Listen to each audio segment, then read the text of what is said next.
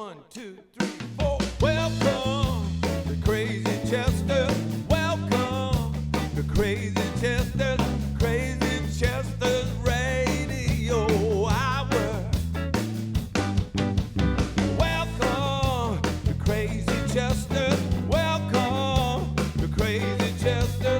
Crazy Chester's Radio Hour. Yeah, Crazy Chester's Radio Hour. Crazy Chester's Radio Hour. Welcome to the Crazy Chester Radio Hour. I'm your host, Andreas Werner, songwriter, composer, music producer with a Muscle Shoals heart. Thank you so much for tuning in today. This podcast has been a labor of love for me, being able to talk to and preserve the stories of so many of my great musician friends, mentors, and collaborators. My guest today is Gary Baker, songwriter, musician, and producer based in Muscle Shoals. Born in Niagara Falls, New York, Gary moved to Muscle Shoals to play with the LeBlanc Carr Band in the 1970s. In the 80s, he was a member of the Shooters with Walt Aldridge, Chalmers Davis, Barry Billings, and Mike Dillon, before launching the duo Baker and Myers with Frank J. Myers. Baker and Myers wrote his song I Swear, which was a #1 hit on both the country and pop charts by John Michael Montgomery and All for One, respectively. Gary also co-wrote the country #1 hit I'm Already There for Lonestar and has written for or worked with the band Alabama, Backstreet Boys, 98 Degrees, Mac Davis, Marie Osmond and Reba McEntire. I'm just thrilled to have Gary Baker be my guest in today's episode that we recorded at the NuttHouse Recording Studio a couple years ago. Gary, thank you so much for being my guest today. I've admired your work and for a while now, and also it's just been a real joy to actually get to know you in person because you just kind of radiate positivity, and that's what I love about you. I appreciate that. And the way I usually start it off is like asking you about kind of how the music bug, bit you. So what are some of your earliest memories connected to music? Well, first, thank you for inviting me today, and I appreciate it. And you're a wonderful guy, and I'm glad to be sitting here with you. Thank you. I guess like everyone else my age, it was the Ed Sullivan Show with the Beatles, I think. Because I was born and raised on a pretty big dairy farm. So Yeah. I mean, I knew what work ethic meant back when I was driving a tractor when I was 10 years old, working 7 days a week and all that kind of stuff. But when I saw the Beatles on television, I said, "Uh-oh, this is something that's gonna bite me," and it did. I was very young. I was like 9 maybe, or maybe 10 maybe when they were out February there. 9th, 1964. Yeah, I was 8 or 9, and so or 10, somewhere in that neighborhood. Anyway, 54, 80, yeah. So it was one of those kind of moments that I always go back to, and I know a lot of people my age that are in the music business, that stayed in the music business, say the same thing. It was seeing the Beatles on Ed Sullivan and following them, and how it changed, how the British explosion kind of just changed all of our ways of thinking, and watching how the Beatles evolved and watch how they changed music with every album. Yeah. It was like, wow, this is amazing. And it seems like the Beatles were around forever, but they were really a band for 8 or 9 years. Yeah. So it's kind of when you think about it in that aspect, and you think about the Rolling Stones or something, and it's really remarkable what they did. But anyway, that was my earliest, my earliest influence. And on a side note, I can remember being with my girlfriend at a high school dance, and I saw the way she was looking at the singer. I said, maybe that's something I should try to do. So I mean, you're a kid and all. So I don't know. I started playing guitar when I was about 12. And I was in bands all my whole life, starting at about 14. Yeah. And I was playing in a band 5-6 nights a week when I was in high school. So it was very difficult, but I did graduate. But it was, and then when I tried college for a year, and I was still playing 5-6 nights a week. I mean, very late at night, the clubs up in Niagara Falls, New York. And they, I was trying to figure out what I was going to do with my life, like any teenager. You know, I didn't know what I was going to do. Was I going to work in a factory? Was I going to try to make school a real deal? Then I realized one day, just like, you know, it's just snapped, and I'm doing what I want to do right now. So a couple, 3-4 months after I got that in my brain, I'm going to give you the whole story, I guess, all right? That's what this is about. Okay. Absolutely. So a little while after that, I was, you know how musicians, when I grew up, it was fun to go have breakfast after the gig. And I mean, I've probably done that even through my later years in touring. But so one day I was having breakfast at this place, and these guys came in, these old guys, 35 and 40 years old guys. And I'm sitting there at 18 going, and right then, right there, I said, I'm not going to be those guys. So I started figuring out other ways to get my, to be serious, I guess more serious about it, and try to figure out a way to not be a club guy when I was 40. But so I took this job in Houston, Texas, of all places, you know, 1,500 miles, I guess, away from my home. And that turned into a recording studio situation in Louisiana. A beautiful studio was being built called Studio in the Country, which a lot of records were cut there. Stevie Wonder, Kansas. It was a really great time. And so I learned the ropes there of the studio, because there was 4 or 5 of us young guys. They let us have the studio whenever there was nothing going on. Yeah. So we really learned how to record. We learned from great engineers that were there, and guys that ended up doing all that Flight Time stuff up there, Janet Jackson, all those records. And so, you know, we learned by watching and by actually doing and failing, you know. Yeah. And that's, I think that was kind of the best way to learn and figure out what not to do, you know, what you shouldn't do, you know, and then learning how these guys did this. Wow, that's how you do that? I still every day think the same thing. I'll be in a studio. I was in a studio this week, and I saw a guy do a little click on the Pro Tools, and I didn't know you could do that. You know, so it never stops. Yeah. You know, all these years later, it never stops. But anyway, so there I am in Louisiana now, and went back to Houston for a little while, and got a job in Nashville with a band that. No, then I came to Muscle Shoals. And oh, wait a minute, let me see if I can get this correct. It's a while ago. But so I went to Nashville, was in a band there for a short time. And then actually I got to end up singing on a couple of really big records. That was by accident, because there was a bunch of guys that would have get together every Wednesday for a big pot of spaghetti, and it was like Eddie Rabbitt, David Malloy, and those guys who they turned out to be real big. And David was I wrote a hit record with him on Reba 25 years later. So we stayed friends, you know. So it was like kind of relationships have always been important to me. And so from there I went back to Houston because I didn't think it was working, and that's where my wife was from. So we went back there. And then out of the blue, back in the clubs again, you know. And out of the blue I got a call from the keyboard player from the Nashville band. And he said, hey, they're having auditions in Muscle Shoals for a group that's got a record coming out. And he sent me the album. They sent me the album, and I looked at the album and saw all these people on it. A lot of them that said, oh, man. Because back in the day, you'd look at it played on the record before you bought it, yeah, almost. So and that Lenny was LeBlanc Carr. LeBlanc and Carr, yeah, correct. So Pete Carr and the Swampers, you know, Jimmy, David, and Barry and Roger were some of my favorite guys to buy records. And one of the big records at that particular time was Still Crazy After All These Years, Simon Garfunkel record. And Simon, yeah. and so I said, well, these guys are all in Muscle Shoals, and this job offer is in Muscle Shoals.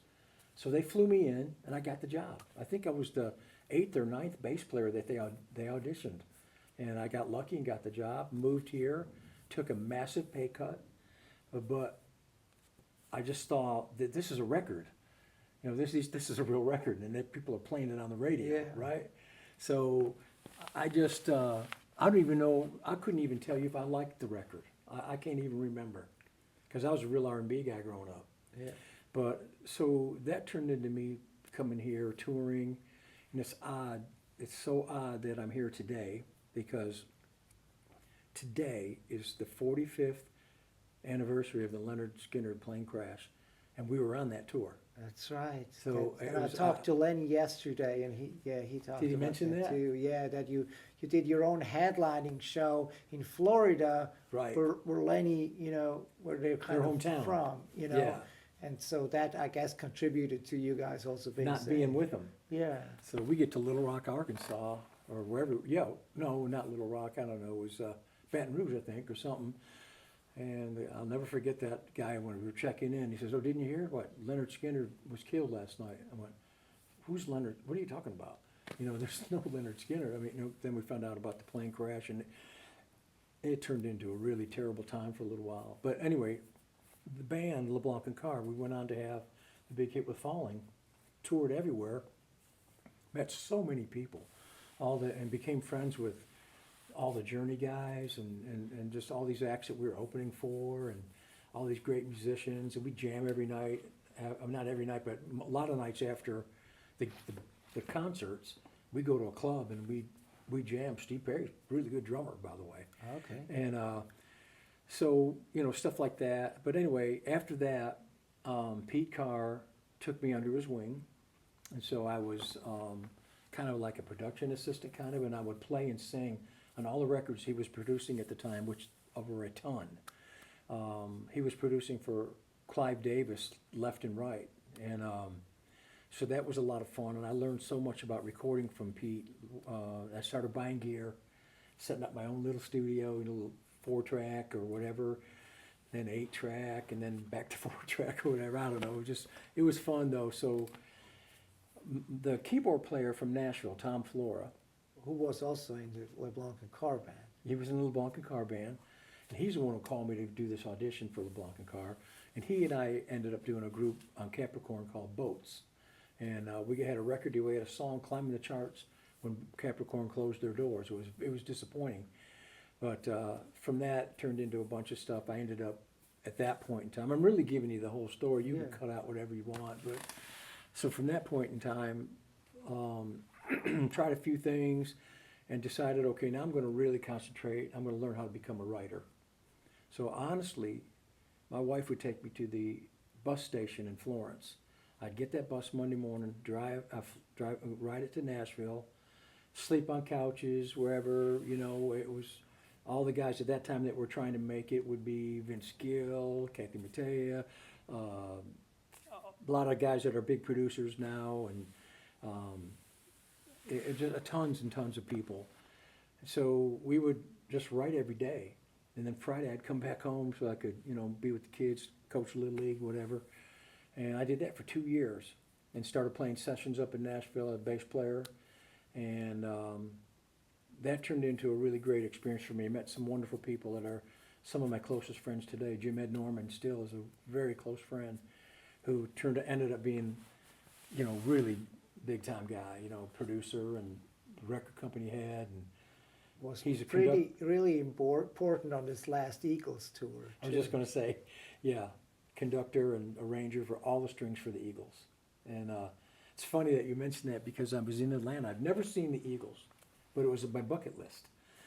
my wife I opened this last Christmas gift, and it's 2 tickets to the Eagles. And it said $1,000 each. I said, well, okay, I don't care. I want to go. It turned out that she, through my connections and our connections with the Backstreet Boys, their management company got us 2 free tickets, and they were like perfect seats. So we go. And so it was free, which is awesome in this business, and especially the Eagles. So we go to Atlanta, and I look over there and said, I had just spoke to Jim Ed, maybe 6 months earlier about, and he said, yeah, I'm real busy. I'm in Vegas. I'm conducting the Eagles, getting it all together. We're rehearsing. And I just didn't realize that when the orchestra pops up behind the band, there's Jamed. So I sent him a text message, and he said, yeah, I'm back here. We ran COVID protocol. I can't come out and see you and all that kind of stuff. But it was a really cool, but that's how relationships, you know, I don't know. I just, like you said, I like to keep my glass half full, and I like for people to kind of, maybe they think they see it half full. So instead of, oh, here comes Gary, it's like, hey man, how you doing? You know what I mean? So that's kind of what Jim had, those guys like that, and even Vince and things like that. I haven't seen Vince forever, but anyway. So that's how I kind of, from there, started writing like crazy. Back to the clubs here, playing 4 or 5 nights a week. The Shooters happened. Yes, that's about next. So this club band I was in, I started writing a Christmas song, and I said, you know, I'm gonna see if Walt Aldridge will help me with this.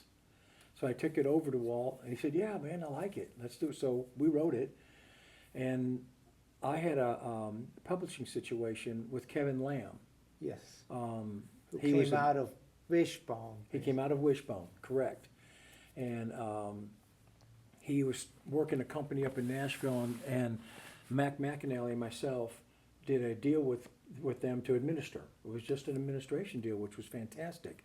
So through that deal, Kevin got our song cut on the Alabama Christmas record. It's called "A Candle in the Window," and it's just opened up a lot of doors. I mean, I cannot tell you how good that was for me to start a career of songwriting, you know.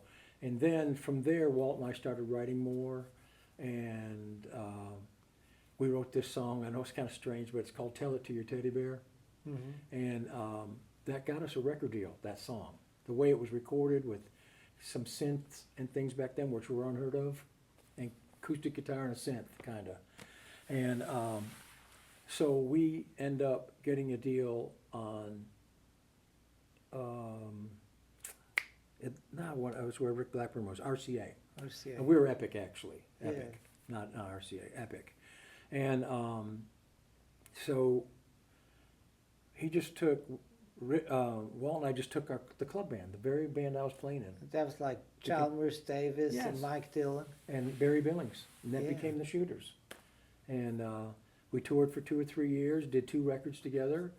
I got a deal with RCA after that, and wrote a song called "Once Upon a Lifetime" for that deal. And my producer Josh Leo, he called me one day, I'll never forget it. I was Dover Avenue, right over here, on the front porch. He said, "Hey, do you really want to go out there and compete with Garth Brooks, Vince Gill, Joe Diffie, and all those guys that were having hits at that time, or do you want me to let you make this X amount of money and have a hit record?" I said, "Well, you know, I could use the money." So I took the record, and it was #1 record on Alabama, my first #1, and that opened every door there was.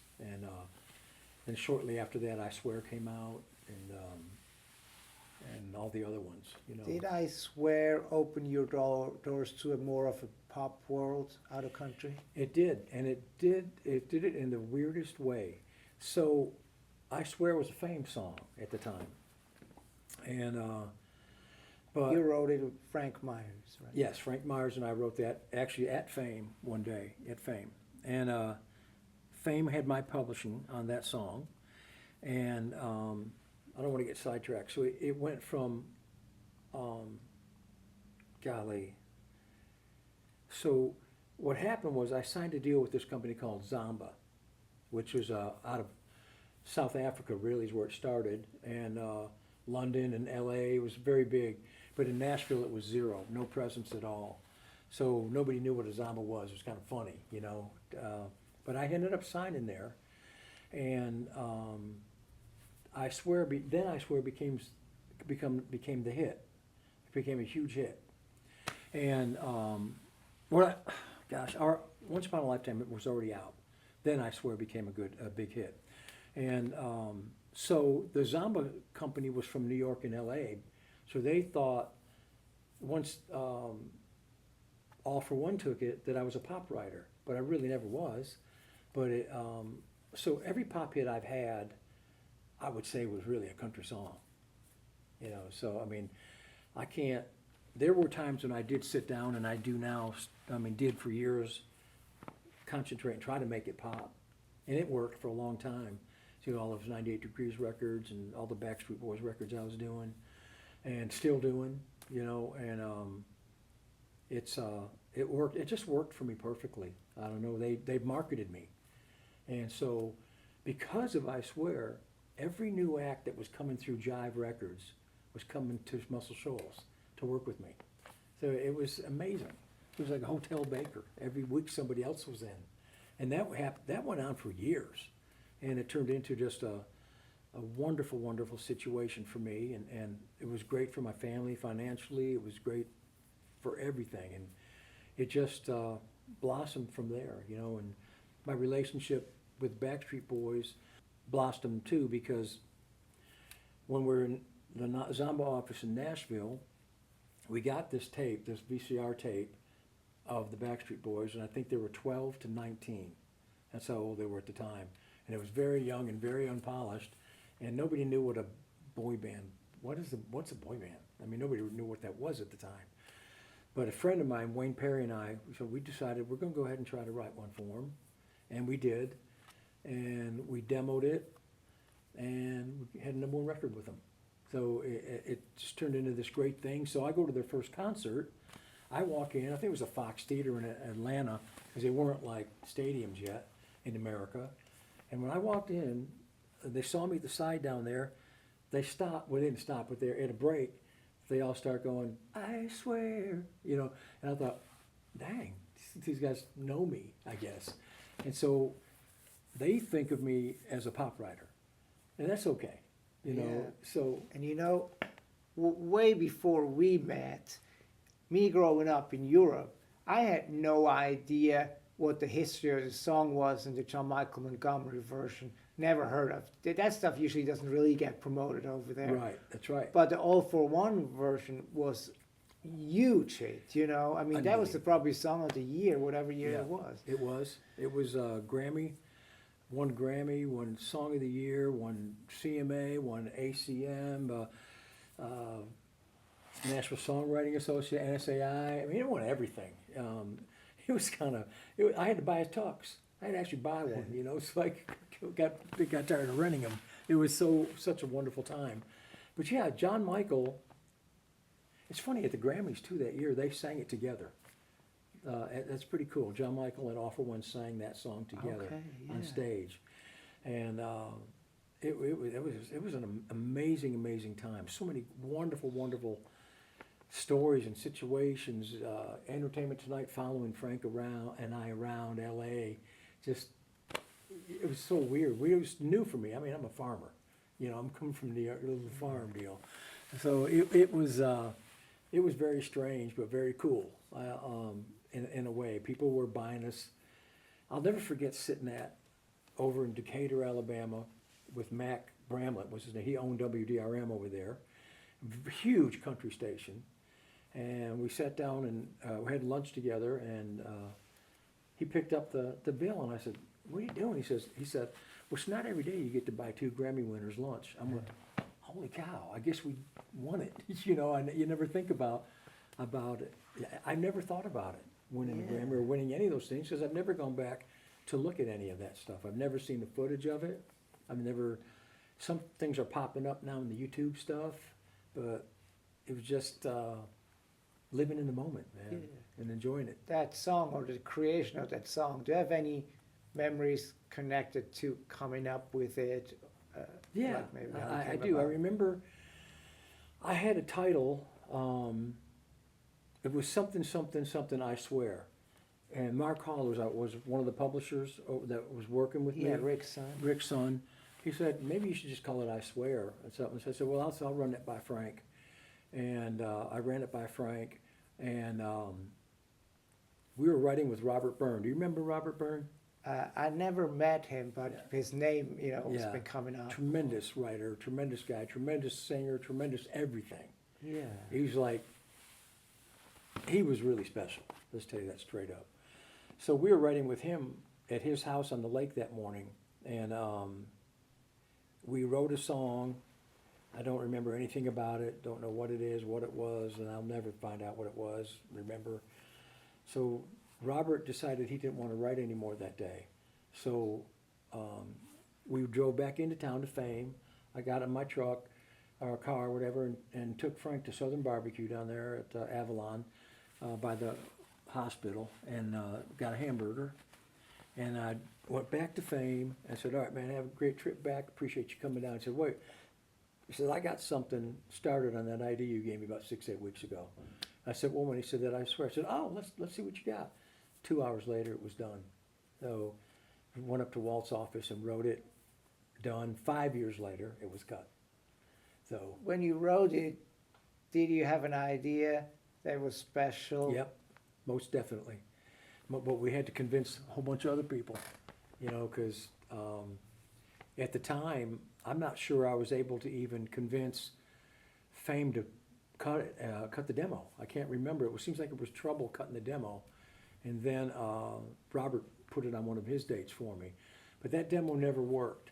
So about 4 or 5 years later, we were on the road with Marie Osmond at the time, Frank and I, and we were doing a lot of writing. We wrote a lot of a lot of hits in that bus, you know, in the back of her bus traveling city to city. How did that gig came about? Which one?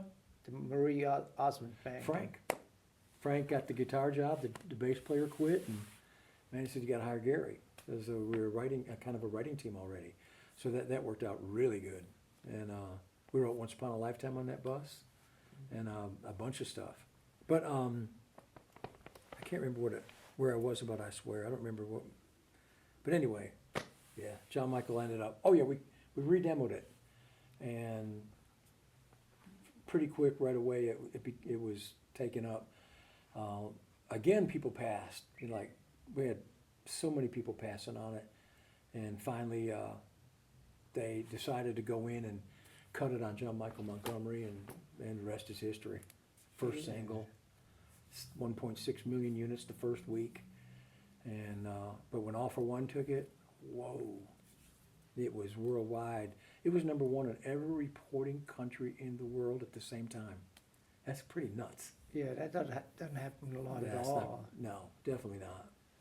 So But Frank Myers and you also made a record together as artists Yes, we around the did. same time, right? So when we're at the ACMs accepting our award for I Swear Song of the Year, we got an offer to deal that night on Curb, and a couple weeks to whatever little way down the road, we accepted that offer and went in and cut what I still think is a wonderful record, and it didn't break, but we did a lot of touring.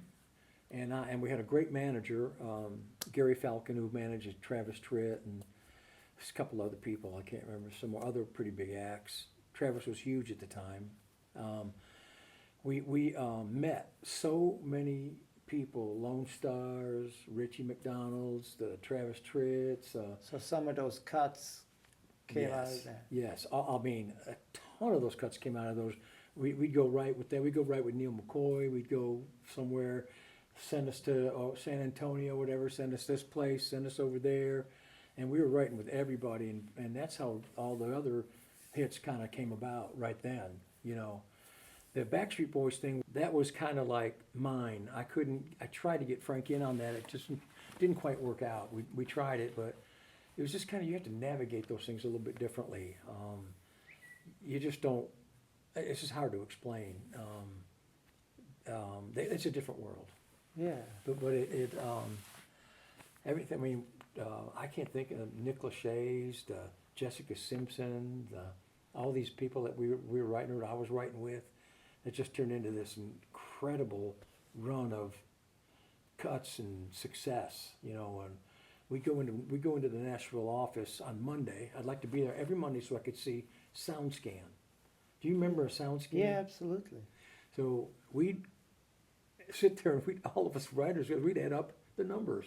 I mean, there were weeks when we were 7 million units every week, or 8 million, or 6 million, or whatever. And that went for years and years and years. It was a wonderful time. It really was. Because people were buying records, and Zomba was going through the roof. All those Shania Twain records, and they were the largest, I mean, the number one independent publisher probably every year we were up there. So, anyway. Yeah. I'm sorry, I'm running my mouth, right? No, that is exactly what we're here for. So, because, and I'm glad, the more you talk, the less I do have to pull it out of you. So that's perfect. But one thing I feel like we need to talk to, and that is like family. Yep. Because you have some talented offspring and offspring of offspring. Yes, I do. I most certainly do. How does that feel? Well, let me first say that family, without question, is the most important thing in my life. I mean, faith, family, all that stuff, my family is very important to me, let's just put it that way. My son Shane kind of took up the reins, and he's a worship leader here in Sheffield, and he really just learned how to play that guitar and sing. I just kind of watched it evolve. He's better than I've ever been. And then watching his daughter grow, that was unbelievable. My granddaughter, I can remember driving in the car with her and trying to, sing something, and she'd sing the harmony, and I tried to pull her off it. There's no way. She has perfect pitch. I don't know how she got that, where it comes from. I think it's a curse, but because I wouldn't want it, because then everything, but and then she, on her own, she auditions for American Idol on her own. I didn't even know she did it. She said, I auditioned. I said, oh, really? Because, I'm really not a fan of the show. But, I mean, it's good. I guess what it is, it's very good entertainment. It is a contest, So, and and Shane and her went on that and did that audition. Do you by any chance see that audition that they did with the Whitney Houston song? I did not know. It was unbelievable. I mean, I was like blown completely away. It was perfect. And a lot of things are never perfect, but that was really perfect. And she is a really dynamic, she's really good. I'm not kidding you. I'm not just saying that because she's my granddaughter. I mean, all you gotta do is hear her, listen to her. She's got feeling, she's got the voice, she's a great looking little girl next door kind of thing, and just fantastic. But yeah, I'm loving that they're kind of carrying it on a little bit. And it's kind of weird that I think maybe she's going to be the one that carries on my legacy, and I'm okay with that, She asked me today if she could borrow one of my good guitars. Mm-hmm. I said, but you got to bring it back tonight. Yeah. But you're also still writing on your own story. And what are some of the things that you've been doing lately and that you're about to do? I'm having a ton of fun right now. I'm having a lot of fun right now. I have a studio again in my house again, which I love. I still have my office over at Florence at the Noise Block Studio. I'm almost done, I think as of yesterday, co-writing a record for a really big baseball player, plays for the St. Louis Cardinals. His name's Adam Wainwright. And we're going to start cutting that. So I was talking to Jimmy when I walked in. We're going to try to start cutting in November. We've written 15 songs together now, and we're going to go in and cut it. He's a really good singer. It's going to be 90s country, George Strait, whatever kind of stuff, which I feel like I can really sink my teeth into. So I'm real excited about that. But last Friday, the Backstreet Boys released a Christmas record. And I've got the single off that record, which blows me away that I produced it.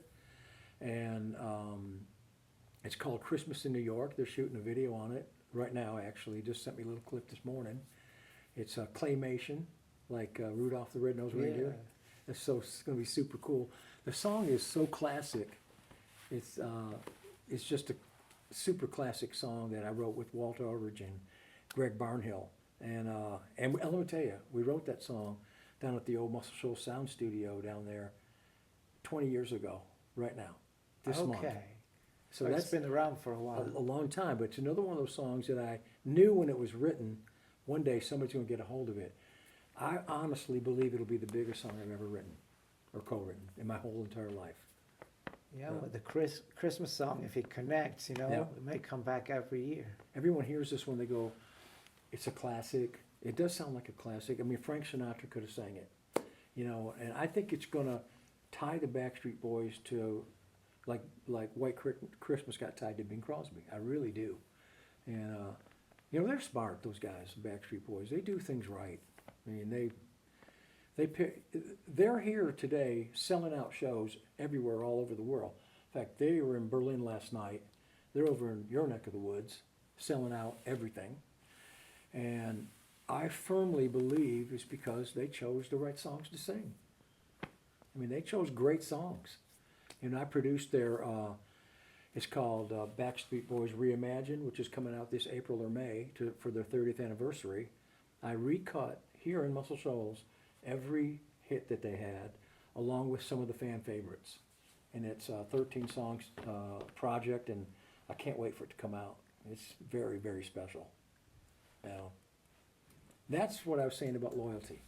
Yeah. I was going back to the Jive days when we could have, there was Britney, there was NSYNC, there was Backstreet, there was a lot of other acts, and I chose, I don't know why I chose it. I guess maybe they chose me.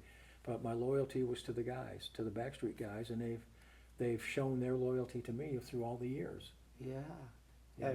You know, witnessed at when you were inducted into the Alabama Music Hall of Fame. Yeah. A couple of them came down to induct you. The others participated in the video presentation Yeah. for you. That's pretty So I cool. need to watch that video because I bet that's pretty cool to watch. I forgot all about that.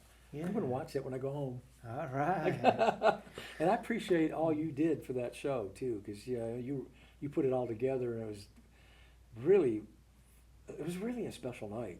It It was a special night for me because I was inducted, but it was a special night just period because it was a great night. Yeah. Just a wonderful production, great show. But yeah, it was fun, man. I can't believe I still don't, you know, because COVID happened right after that. Yeah, and the kind of the times got warped a little bit. Yeah. It's funny. It seemed like it just happened. I know. You know, that's why I tell everybody the same thing. Pre-COVID or AD, you know, after COVID, AC, whatever you want to call it. You know, it's just that year, it was like time stopped. And so I was inducted, but I really wasn't inducted, kind of. You know what I mean? It's kind of Yeah. strange. Yeah. But I'm in it. I saw my picture and all that over there. I went and looked at it. No, it's all good, man. I'm proud to be in it. Surprised as always, but very, very humbled and very extremely happy that happened and honored. Yeah, really, what an honor. Biggest of my life. Yeah. To me, it's bigger than winning a Grammy. Oh, that's great. It's my friends, you know. It's where I live, Yeah. you know. But anyway, So I have another question for you. okay. You know, you've had all this success, and I mean, part of it is, I'm sure, well, you want to do even more in that field, and you're very busy, so you might not have time to do other stuff. But has it also enabled you to maybe do a pet project or two that's really not very commercial, but like close to your heart? Is there any Gary Baker related thing out there that we might not necessarily expect from you when we just know the big success? I work on a lot of things that no one's ever going to hear, that I love, that maybe someday they will, maybe they won't, but I've been involved in so many of those, Andreas. It's that are dear to my heart, but who knows what's going to happen? I mean, who knows what's going to happen with this Adam Wainwright project? It's dear to my heart. He's a baseball pitcher. You know, I'm gonna do everything I can to help him. I love helping young talent. I mean, I love it. I went to Nashville and cut tracks Monday on a kid I'm helping out here. I have no monetary interest in it. There weren't my songs. There were nothing. It's just he came to me 2 or 3 years ago, and I'm watching him work hard, and he's working really hard. So I'm trying to help him move to the next level and figure it out. There's another girl who was on Idol last year that I'm not sure what's going to happen with her, but her work ethic. She started coming down here about 4 or 5 years ago, but her work ethic is second to none. So she just got signed to a very nice publishing contract, and we'll see where that goes. You know, so I don't know. I'm up for anything, but I don't know if I could say a name to anything. But yeah, I've worked on a lot of things that I've loved that probably will never see the light of day, unfortunately. Why? Who knows? Yeah. That's You know- sometimes how it goes. You know, but I gotta say, you know, I try to think that I can say to myself, hey, this is a hit. But I mean, in my mind, it's a hit. But I learned a long time ago to never call a song a hit, as you just You don't want to curse it. You're cursing it. Exactly. It's a hit when it's a hit, and not until then. But back to the Christmas song, I really think it's going to be special. Let's just say special.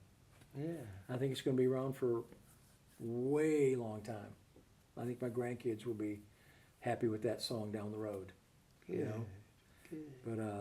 But anyway, I wish I could name an act or a person right now that I know there's a lot of them in my head. I'd have to go back and think about them that didn't quite pan out. Well, no, that's not. I was thinking about. I did a song on. I don't know if you remember Kathy Lee Gifford. Yeah. Ring a bell? Yeah. Did a song on her back in the 90s. Did a lot of work with Neil McCoy in the 90s that I thought was going to be really good. Did a lot of work with some of those kind of artists that I felt like, wow, this is going to be great. And then there's so many different factors that make it work or not work. Yeah. Just as many factors as it takes to get a song that you sit down and write to the #1 in the charts. The process, all the things that have to happen, and all the things that can go wrong, it's astronomical. So whenever I see anybody having a hit record, I just say, man, my hat's off to you, because it's a special day, you know. So anyway.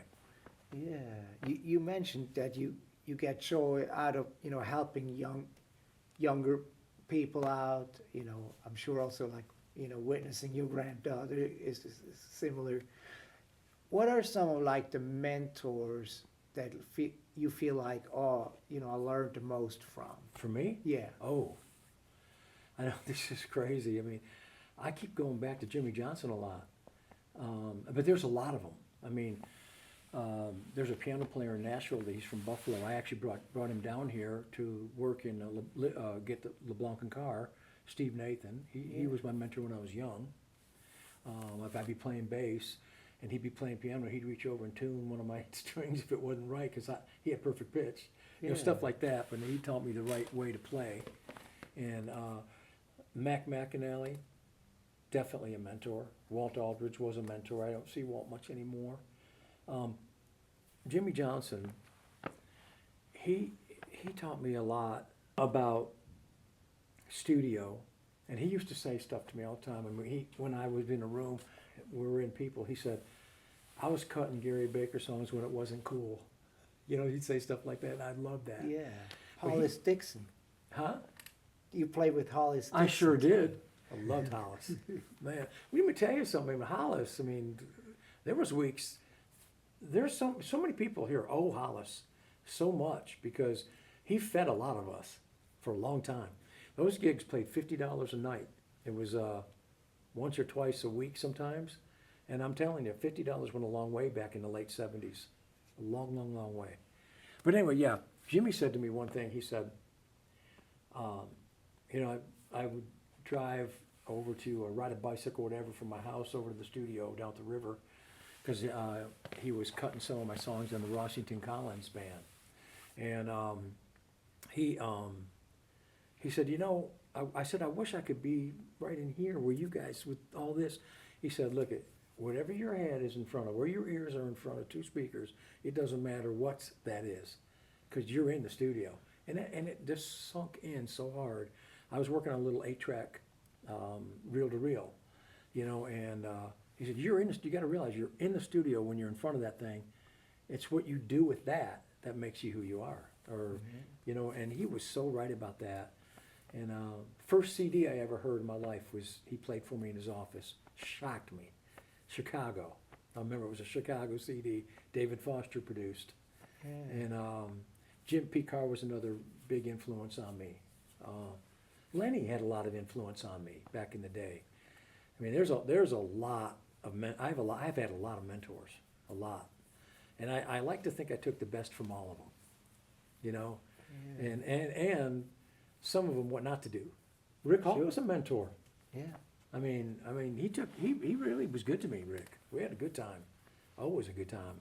Every time we saw each other, it was awesome. I was trying to think of something I was going to say before I said that, but it's already gone because I'm ADD. No.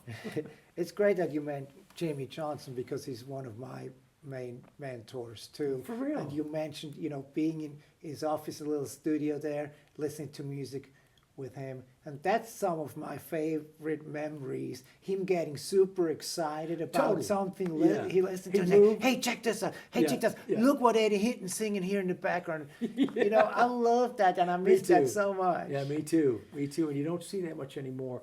You know, so we were talking about Atmos up in Nashville the other day. You know, the new recording things that they're doing. And I was telling Max said, you know what, man, I just like to get smashed with two speakers right in my face. Yeah. You know, me too. I mean, I'm saying maybe it's because I'm, you know, getting older, but yeah, I just, I don't know about all that. But yeah, it's just Jimmy was the guy for me. He was one of the bigger ones. And I tell everybody that too. There's other things Jimmy told me, and he would use me on backgrounds for records that I had no business singing on. Mac and I would come, Mac did, but I didn't. But he would use me and Mac a lot on records. And do you remember when he had that little studio over in Sheffield? Yeah, next to his dad's house. Yeah. I remember doing a record in there with him. Was it Walt? Maybe it was Walt on that one. Walt and I did all the backgrounds. It was Walt on that record. And somehow the engineer lost them all. All the backgrounds were lost. But we just simply went back the next day and just sang them again. We didn't charge Jimmy any more money. It was how it worked back then. It was just, that's another thing, Anders, about this area that I love. It's not time driven. It's not 10 o'clock. It is 10 o'clock. You know what I mean? When the session's at 10, they do try to get started. But I mean, like back in the day back then, if the session was supposed to start at 1, it could start at 4. You just kind of hung out, you know, and it might end at 10 o'clock that night, or it might go into the morning, you know, just because you were creating, and it was so fun to create, and I still feel good about that. Even my studio at home, I love to create still, like pick up a certain instrument, or it's being done so differently now, you know, all the sampling, and I mean, I saw Charlie Puth hit a glass. A coffee mug and sample it and turn it into a complete song with just that one click, and it blew my mind. I just saw that before I came over here. I'm going to hand that to you actually when I leave. Before I leave, I'll send it to you. But so there's a lot of cool stuff still going on, but I like what I'm doing. I still love writing. I've written about 30 songs this year so far, so a lot more than I've done in the last couple of years. So it's kind of fun. Mostly by yourself or with other I'm people? doing a lot of writing with Greg Barnhill now. Yeah. I love Greg. He's just one of my favorite people and super, super talented. And we never leave without a song. And it's just, it's just a lot of fun. He's got this Ozone Festival, songwriting festival down in Mandeville, Louisiana.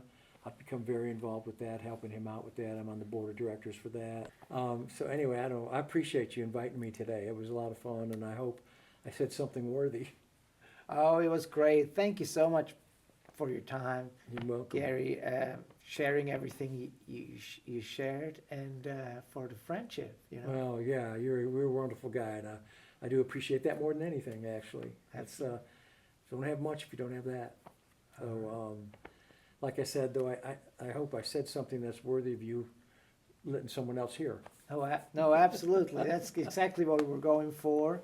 And thank you. I wish you the best of luck with everything that's ahead of you. And may a Christmas song turn into a standard. Thank you so very, very much. I'll send you a copy of that, too. Thank you. Thanks so much. Thank you.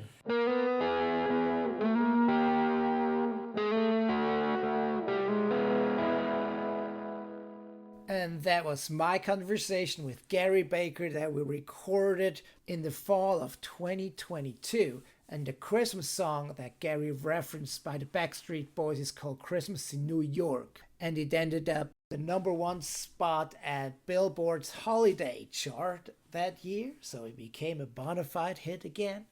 And the Hall of Fame show we reference is the Alabama Music Hall of Fame's induction ceremony happening the previous year, where he was inducted, and I happened to produce the show as I've been doing the last 4 times, just to make sure you have all the facts straight. And the great Jimmy Johnson we reference is, of course, Jimmy Johnson of the Muscle Shoals rhythm section, legendary rhythm guitar player, producer, engineer on When a Man Loves a Woman, and my great late friend and mentor. Thank you so much for tuning in today. I hope you enjoyed it. If you did, check out some of our earlier episodes featuring some of the great musicians, engineers, producers, and songwriters from Muscle Shoals and beyond, including the great Lenny LeBlanc that we mentioned in the interview. If you enjoyed today's episode, subscribe and like the podcast and this episode wherever you listen to podcasts, and I hope to catch you again next time. That's it for today. Take good care of yourself, and goodbye for now.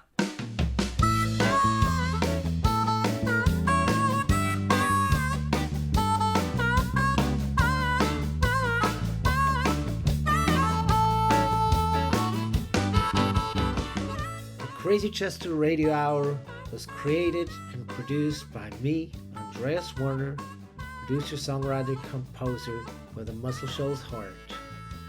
The theme song is performed by Jimmy Hall of Wet Willie and the Funky Chester rhythm section. It was recorded at Creative Workshop Studio in Nashville, Tennessee. You can find out more about the podcast and myself at crazychesterrecords.com or on Instagram at crazychesterrecords.